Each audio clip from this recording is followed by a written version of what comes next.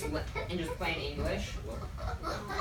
You have $1,000 because you And it's easier compared to other object-oriented languages because the syntax is very straightforward. So what that means is that basically all of the What is the syntax? basically that means that when you write the code, right, everything you read pretty much is what you think it means.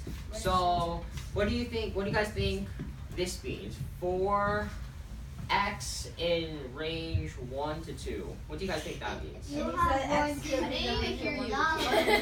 Yeah, basically, yeah. It means that you just choose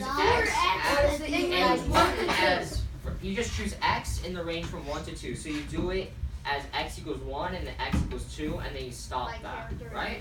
So it's very straightforward, unlike other languages where it's very, like, really complicated and Give really us kind an of example. understand. Give us an example. Like, what do you mean? Like, okay, so another example, say Java, right? Java, it's really complicated. I can